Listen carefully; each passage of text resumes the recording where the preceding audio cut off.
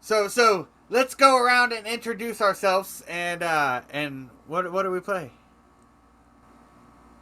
I'm Crack. I play the saxophone. I'm Matt. I play the trumpet. I sing kind Yeah, I'm a trombone. I'm Adam back here. I play the drums. I'm Yeah. used to being the back. And I'm Jesus. I sing and I play guitar. Word. So I usually start off with the simple question: how did you first get into music? Let's go around and discuss what got us into music to begin with. I'll go first because mine is pretty simple. When I was a teenager growing up, my parents were super religious, and they're like, "Music is the devil," and I was like, "Cool." So I started listening to music. That's pretty much it. of. That's mine. Mine's easy too, but it's different. My mom made me go play the piano, so I played the piano for a while. You When I still play was the piano? I can pluck some stuff if I have to. I'm not good. That's true of a lot of people, I think. When I was 11, my mom wouldn't sign the permission slip for me to play football, and I was pissed. So out of spite, I just said I would do whatever was the next permission slip in the stack, and it was banned. So here I am, I'll show you. 30 years later. I learned trombone because I had a crush on a kid I wanted to sit by. Seventh grade. He quit 2 months later. And now you're stuck in a ska band. Me, have a lot of drummers actually in my family. My great grandfather was a drummer. My uncle, my half brother. So kind of runs in the family.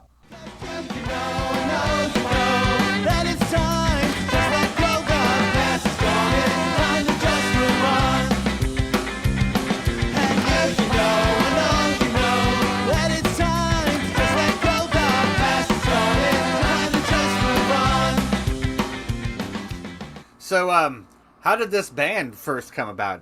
Let's see. I read online it started in 2022. Yeah, I started the band in 2022. I had a couple songs written down. I started. I was looking. Well, I had been looking for people. I think since then. But I'm in another band, and I would run into these two a lot. And one day, when I just happened to tell them I wanted to start a ska band, and she's like, "I play trombone, I play trumpet," and I was like, "You're my horn section now." Like, that's We're it. friends forever. Yeah, and so got them bass and drums. We kind of went through a couple people, and then they played with another band, and Craig was playing with them, and his wife, who is now our manager, Elena, say hi. Hey, She's over here. Yes. She was like, "My husband wants to be in your band," and I was like, "Really? Why?" No shit. But no, yeah. So then he joined, and now we have Adam, and our bass player isn't here yet, but we met him through our old drummer, and he's awesome. Elena found new drummer too. three of us actually went to high school together and played. Elena didn't do band, but four of us went to high school together. And middle school. Well, sexy zombies strolling out there. We just came to eat some brains. No need for guns, no need for violence. Soon you'll all become undead. So tell me about the first EP, that the 4 tracks. It sounded pretty good. I gave it a spin earlier today while I was doing my route. Yeah, honestly, we rushed the shit out of that. But yeah, no, our good friend CJ, he's in a band here called Racist Kramer. He recorded us in his living or His basement basement bedroom. So yeah, the sound quality was pretty awesome. And then we did the drums with our old drummer in Orr's Nest Studios here in Salt Lake. So we tracked the drums there. But yeah, no, it was the first 4 songs that I had ready to go, and I just wanted to release something so people knew we were and what we sounded like. And the booking agents always asked for something, so you needed something to send them.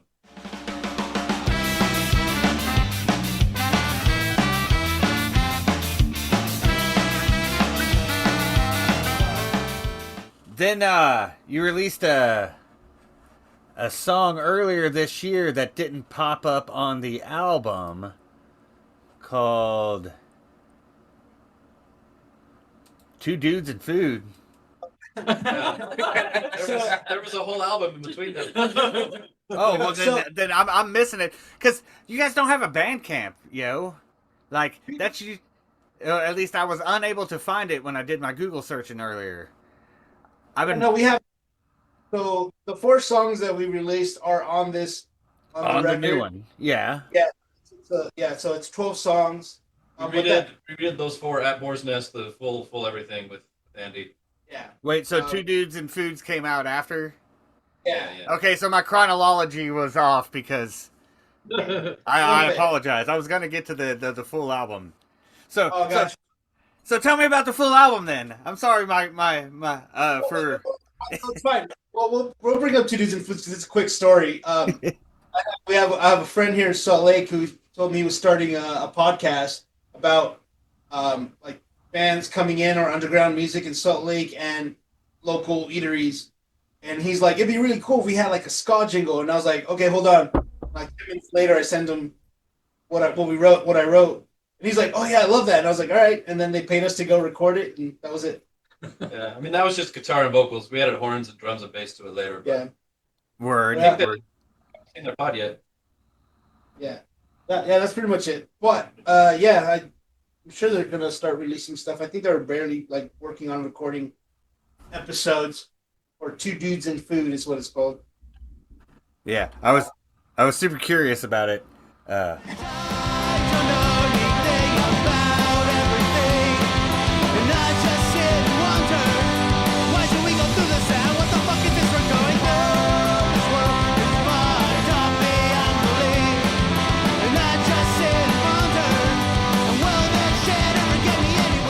But yeah, so let's talk about the album, because all 4 of your the songs from the demo popped up on there, much better quality. Yeah. Thanks to Adam. the drumming went like way up. But no, yeah, I still think we rushed it a little, but I'm definitely happy with the quality of the record and everything that we put into it. Most of these songs, I wrote them it was just like me and my guitar in mind, like, just writing songs. Oh shit! I don't You know. guys. Okay. I thought you froze for a second. Yeah, you guys froze on me. But yeah, so it was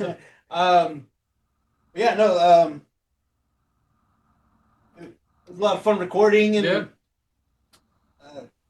most, like, half of the songs I wrote in high school, so I kind of just like revamped them, and they made them sound way better than 16-year-old Jesus writing songs. Yeah, like 30 Jesus is way better at it. Yeah. Parodies.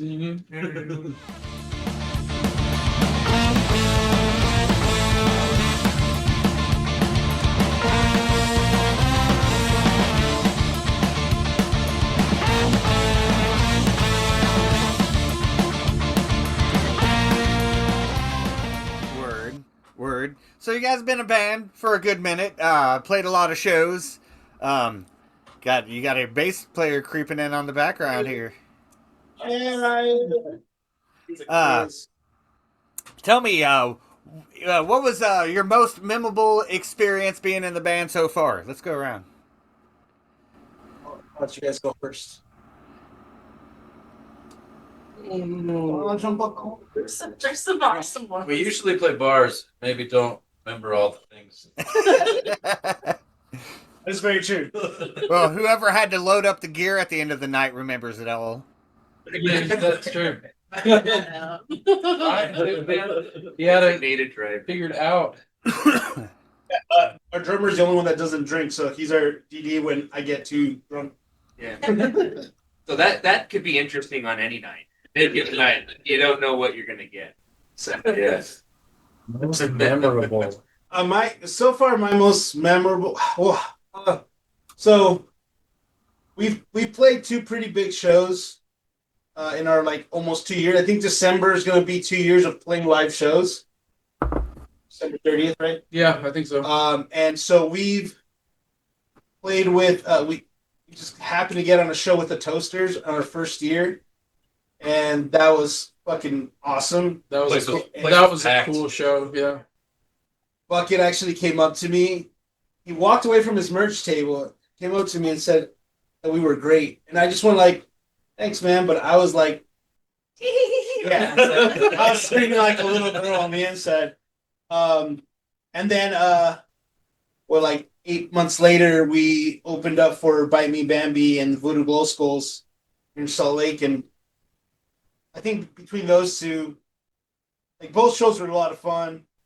But yeah, like I don't think I can choose. Both of them were so cool, and getting to meet all those guys, playing, sharing a stage with them was awesome. On the Voodoo show, everybody showed up early. The crowd was there from the doors and doing the dancing and the moving even through our set at the beginning. I had one guy, and he's probably lying, but I appreciate it. He said that he was there for Voodoo Glow Skulls, but we were his favorite band. And it just it made my night. But I'm like, you sir are drunk. You That's gave cool. that guy a free sticker, right? I gave him more than that. I'm just kidding. Yeah, playing at that venue that we played at that show was just like it was definitely that step up, you know, from playing bar gigs. And when you get to experience that, it's like even you know for majority of people they're like, oh, that's not a big deal, but it you know when you're like you have a little backstage area, you've got dressing rooms, you're you know they're handing you towels and what can we do for you? It's just like it was a next level of like. There's people in the There's crowd that people- go like this at the Yeah, end. yeah. It was just really a great experience. Word. We did So- a trip to Vegas. When was the last one we did? February of last year. I think so. Yeah, and that was tiny place, like bass amp on the cigarette machine. Like it was a pretty dive bar, and I was the lucky one who someone tried to sell me crack in the bathroom. That was an experience. Did you tell him your name? I thought that he wouldn't leave me alone, so I had to leave. The irony. Yeah. We recently just got back from kind of a mini tour in Vegas and LA. I super loved the vibe in LA. It was really We played at a chop shop in Awesome. LA, like a little mechanic shop with like an alley out back. They had a taco stand out back. It was great. And the kids the whole night were just doing this all night long. They had a From the taco stage. stand, a beer stand, and a weed stand. That And the nitrous, yeah. It was and a nitrous stand. It was a great spot. Love- Right? Whatever you want, they got it. that's fun. I guess the nitrous in California freaked out Hans Gruber and the diehards so much that they wrote the song "No Outside Tanks." Nitrous tanks. Oh yeah, that's awesome. Gonna sleep underground, just so I won't hear any fucking sounds. I want to get away from all the bullshit. The longer I live my life, the more I lose it. We're something like 4 songs deep into the next album, so Yeah, things coming. I already have all the songs for the next record.